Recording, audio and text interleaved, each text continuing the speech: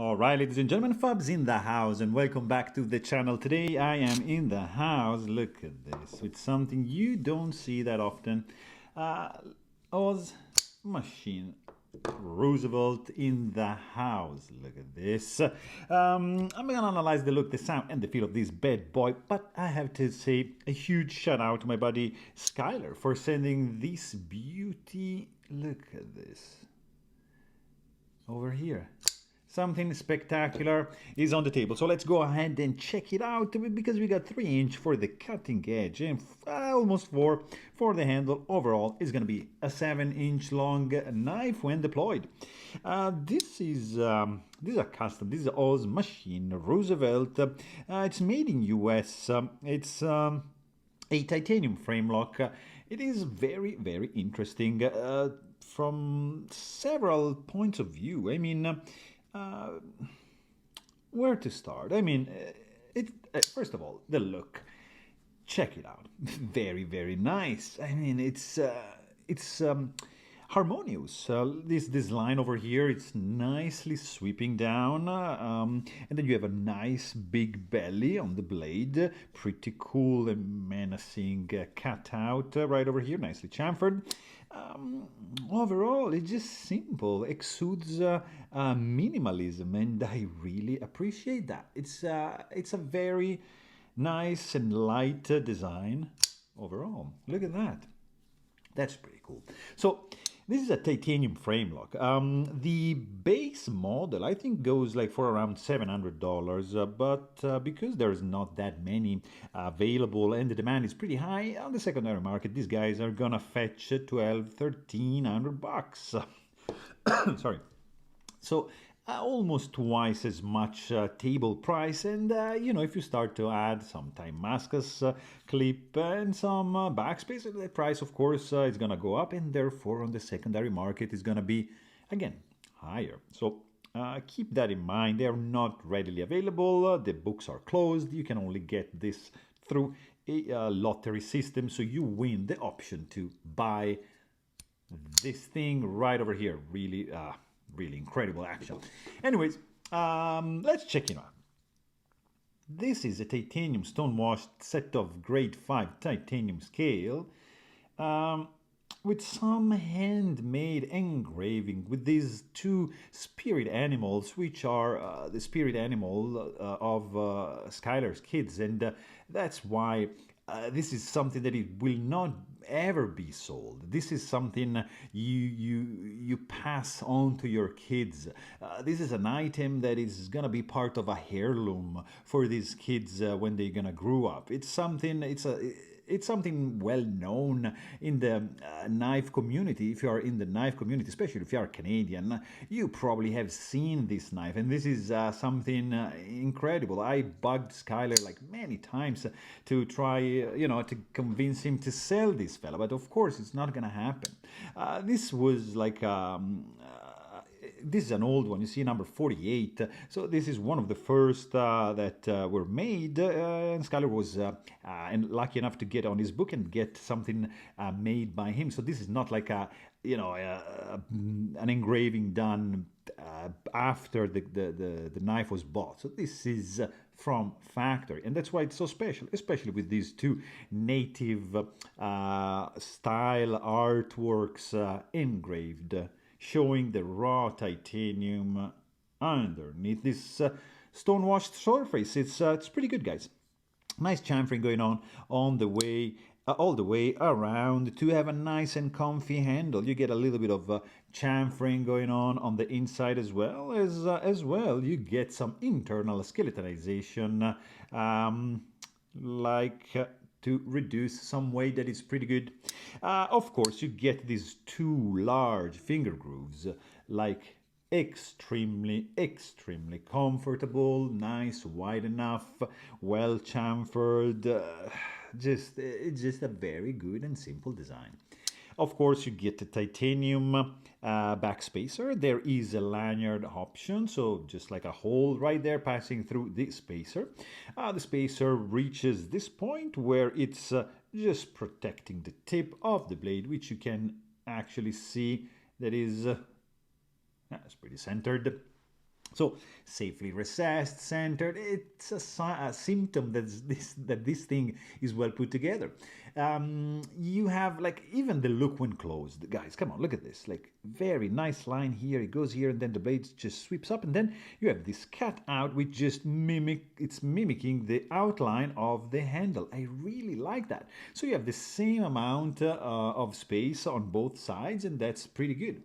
For example, sometimes when you have like a hole, for example, like this, you see there's a little bit of piece creeping out, so that is going to give you a little bit more real estate, but it's not going to have a symmetrical look.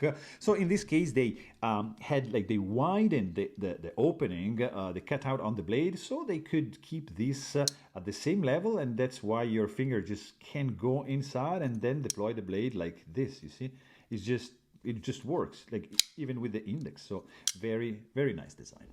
I'm not gonna be doing any disassemble video on this one because this is not mine, so I'm not gonna touch it, and also there's no need to do anything, maybe just a cleaning like the pocket lint, but the action, it's superb. This thing is tuned up to perfection, so I'm not gonna touch it, but you're gonna need a spanner and you're gonna need a T8 for the two handle screws to take this guy apart. The pivot is just sticking out a little bit, nothing, that's gonna made you mad, so a little bit, not completely flush. The two screws on the handle are recessed, so yeah, they look good. I'm assuming, disassembling this guy would be like a straightforward process, just pretty simple construction going on. And then you get to see that this guy has no stainless steel lock face insert, but the geometry is well made and there's no lock stick, so nice thing. You have the pocket clip, which is resting on the lock bar, so that is acting a little bit as an over travel lock bar stabilizer, but there's none actually like physically present on the lock bar itself.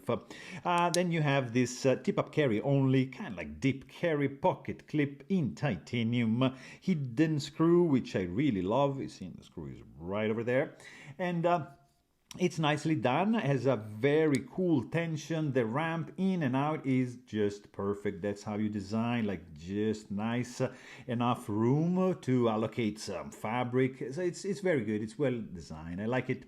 Then guys, look at this. You get this blade. This is a slicer, flat grind, Z-finite steel, stone washed blade. The jimping is lining up with the jimping on the handle, of course, and it's functional. It's not too bitey. There's not too much bite. It's kind of like actually slippery, but still, it's there. You can get a little bit of grip from this jimping over here. And then no crowning, just a little bit of chamfering to just, remove the edge. And then you have a big, big belly right up to the sharpening choil right over here. So you see that the sharpening choil is good, and it allows you to sharpen without touching the plunge grind, so that is good. That shows how thin behind the edge this thing is. Nice finish, pretty cool, sterile looking blade. I love when there's no engraving, no billboarding. The only thing you're gonna see is the Z right over here and the serial number. Nothing going on this side. Very, very cool indeed. The sound also, you get this stock, ding, stock, ding. Sorry, guys, this sound is ridiculous. I love like the opening sound on this fella. Like, I'm not even, it's effortlessly opening. I'm not like just, it's very easy to, I mean, the detent is strong. You can't shake it open, but the the deployment is just flawless. It's just like one fun knife to play with. Is really, I was surprised when I first like flipped it like that. I was like, wow, this is a serious business. Action on this thing is just spectacular. Love it. It's super fun. Let's check the weight. This thing should be below 3 ounces. Look at that, 2.94.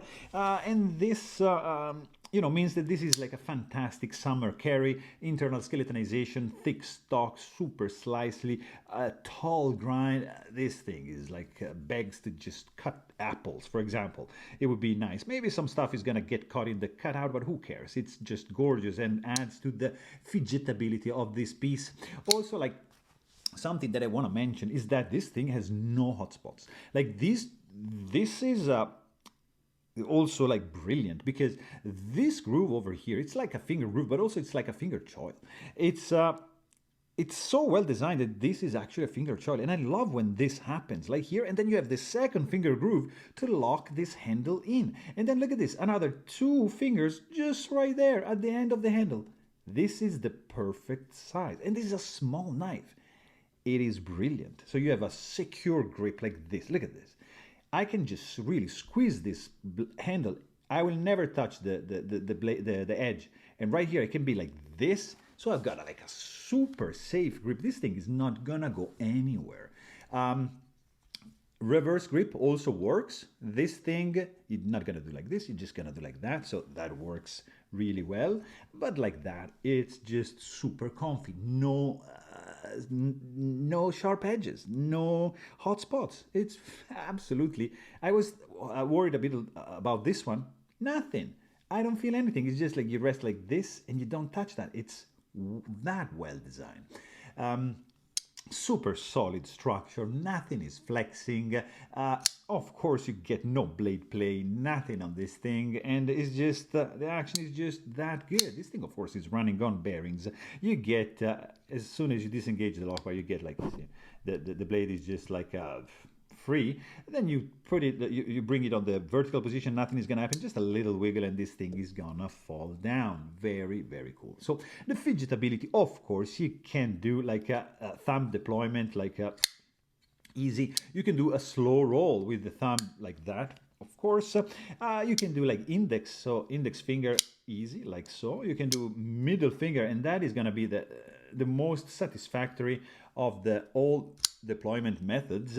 Of course, you can do like the ring finger, and probably I can even no, I'm never able to pull the pinky finger, but yeah, it happens sometimes. So it's very, very fidgety.